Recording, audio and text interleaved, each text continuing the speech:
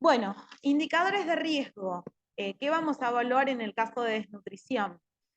Si el paciente tiene una pérdida significativa e involuntaria de peso, en menos de 6 meses, más de un 10% del peso usual, una enfermedad prolongada por más de 3 semanas, una reducción de la ingesta de ese paciente, una albuminemia inferior a 3,5 gramos por decilitros y un recuento de linfocitos menor a 1500 por milímetro cúbico. Esos son indicadores de riesgo nutricional en cualquier paciente que sea ambulatorio y sobre todo en paciente que esté internado. Entonces, con estas intervenciones que dije anteriormente, lo que vamos a ver es el problema, la etiología, cuáles son los síntomas, qué objetivos, qué requerimientos energéticos va a tener ese paciente, los caracteres físico-químicos, qué selección de alimentos, cómo va a ser la distribución acorde al paciente, ya sea a la fisiopatología como a la economía, y lo más importante es hacer seguimiento sobre todo a estos pacientes, ¿sí? Cuando hablamos de desnutrición.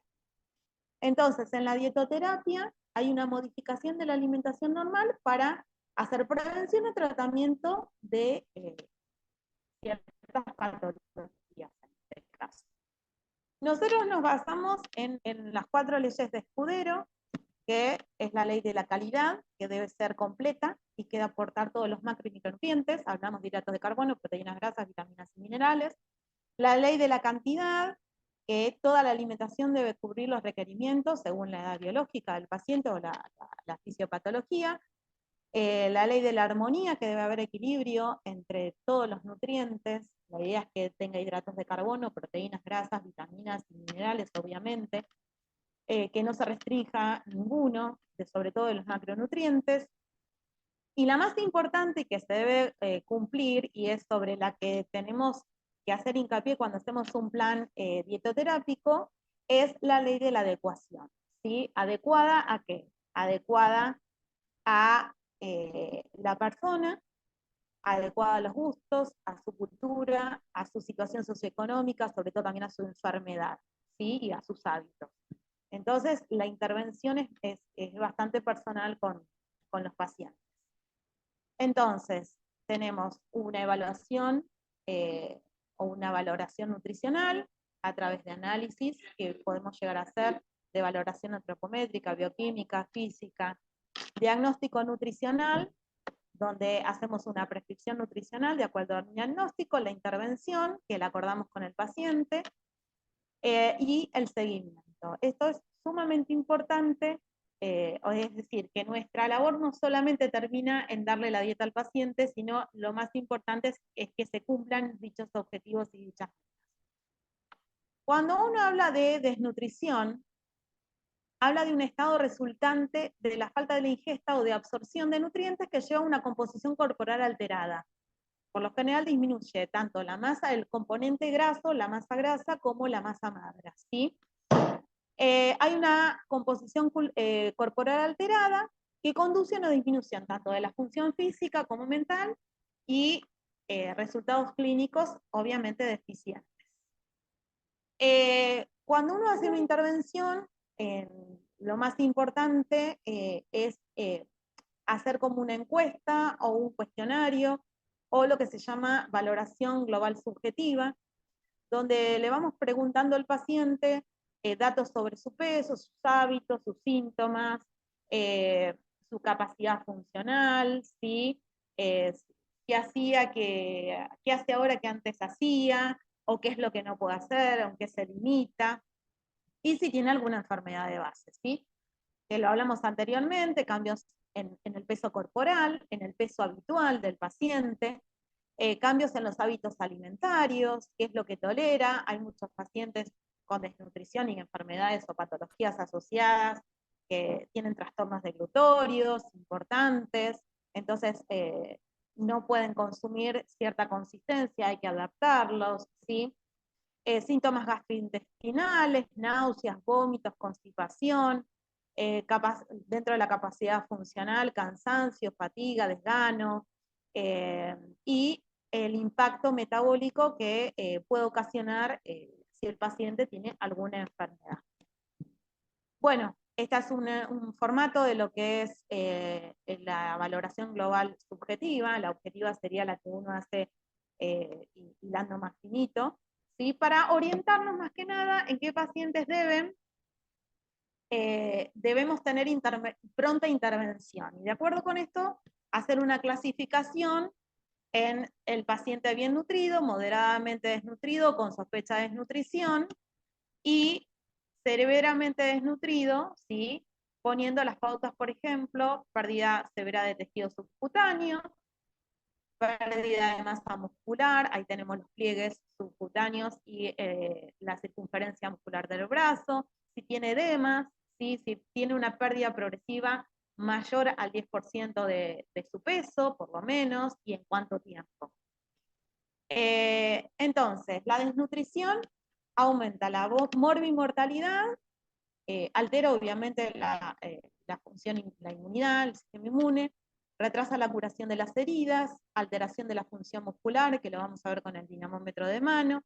Si un paciente es hospitalizado, si es desnutrido y en esta época se agarra una neumonía, bueno, es un paciente que va a tener mayor días de hospitalización, mayor riesgo de contraer otros virus intrahospitalarios.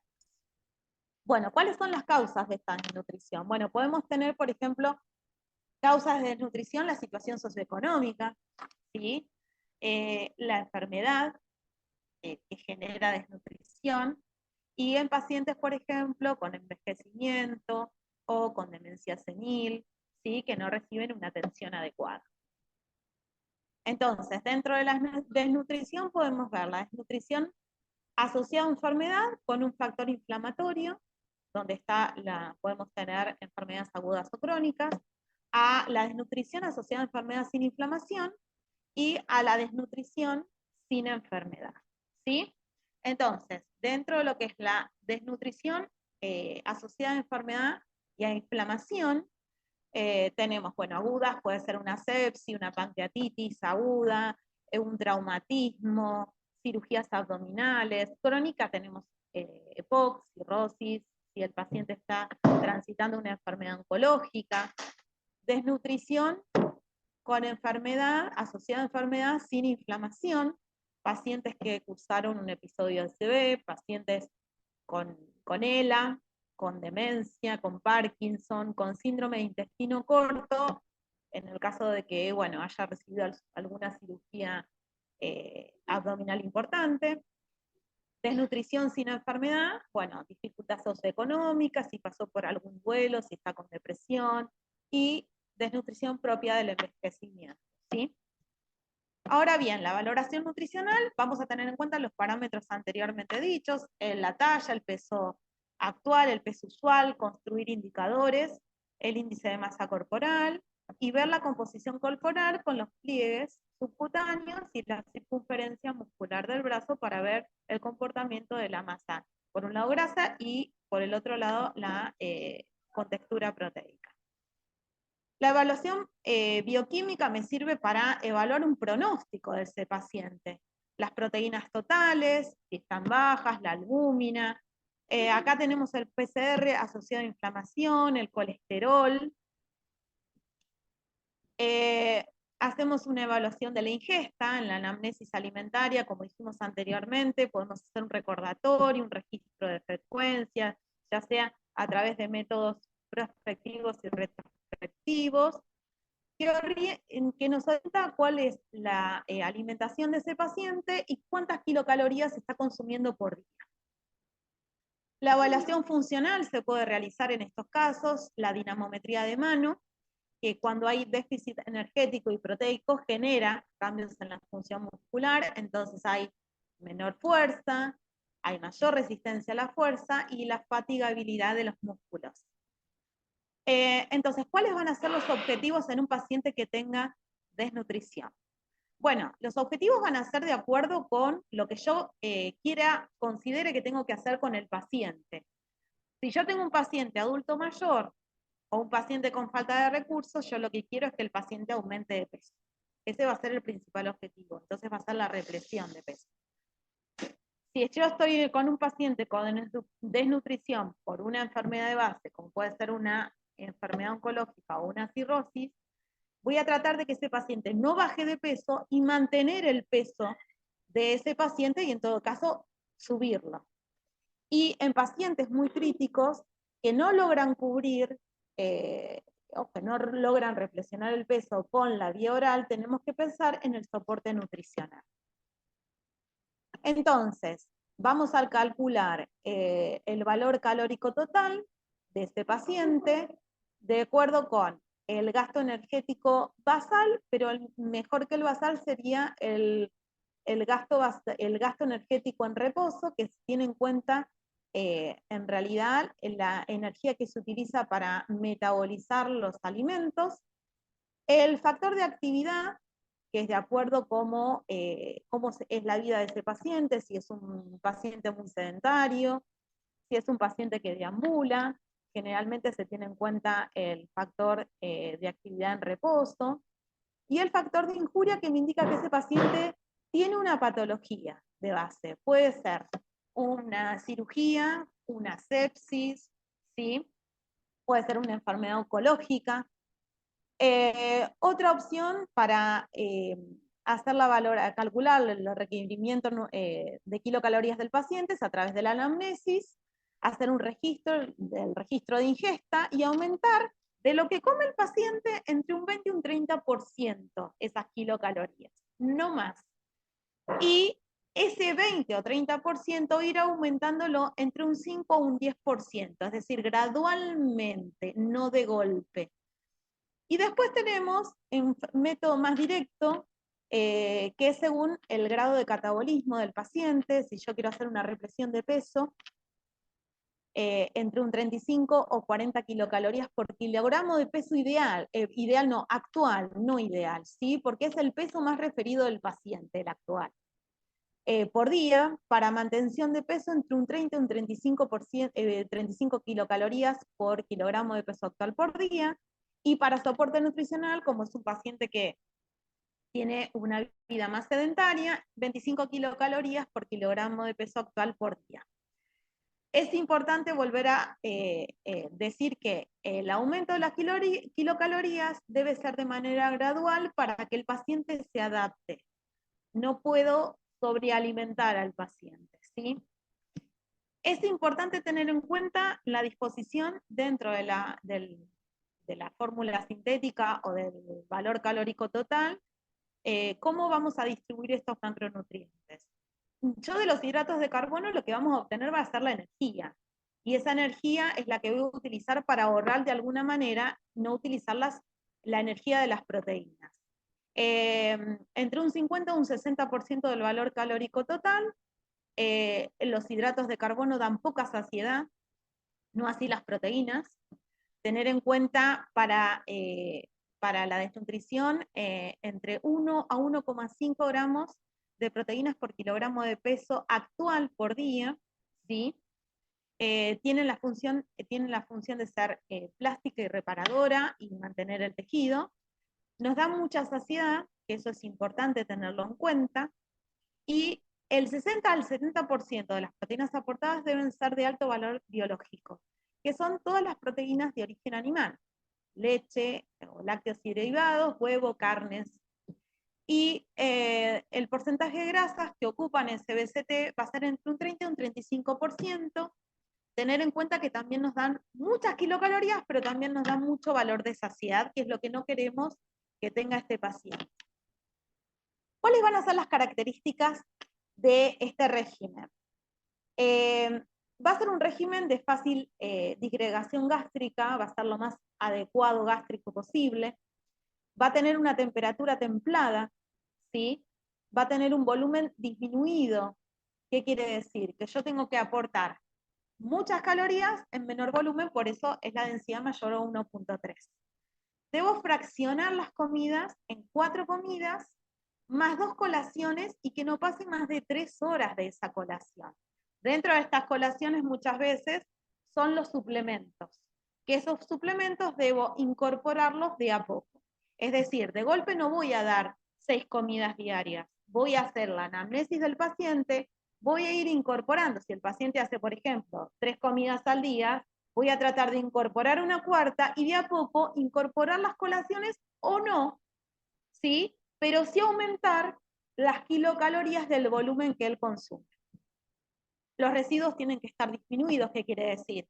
Que no voy a dar una ensalada de lechuga y tomate, voy a preferir dar vegetales cocidos, enriquecidos con aceite, con quesos untables, ¿sí? Que le dan más valor calórico y nutritivo a la comida de este paciente. Y el sabor y el aroma tiene que ser agradable, obviamente. Tengo que respetar la palatabilidad de ese paciente, ¿sí? Tengo que modificar, pero también respetar. Y eso tiene que ir de a poco. Acá vamos a tener un listado de los alimentos con baja densidad calórica. Uno de ellos es la leche, los yogures descremados, los quesos untables, las verduras, ¿sí? Sobre todo las verduras crudas, las frutas, una densidad calórica normal, los yogures, vegetal C, estamos hablando de papa, batata, choclo, mandioca, legumbres, cereales cocidos, mermeladas reducidas en azúcar. Y de alta densidad calórica, el queso, el huevo, las carnes, los fiambres, obviamente no le voy a dar fiambres, cereales, el pan, las galletitas, los dulces, tampoco exceso de dulces, bueno, la crema de leche, los aceites, los frutos secos, la fruta desecada. ¿Qué es lo que se busca con en realidad con la alimentación y la distribución del paciente y el aumento de kilocalorías gradualmente y el aumento que el paciente vuelva a retomar hábitos que antes no tenía, por ejemplo, que tenía y que los fue abandonando, que el paciente aumente por semana entre 200 a 300 gramos, ¿sí? El aumento es paulatino. En el monitoreo lo que nos vamos a proponer es evaluar la ingesta. El paciente, si es un paciente que está internado, lo podemos ver varias veces a la semana. Si es un paciente que es ambulatorio, lo podemos ver a la semana, por lo general, y después cada 15 días. ¿Qué es lo que se quiere monitorear?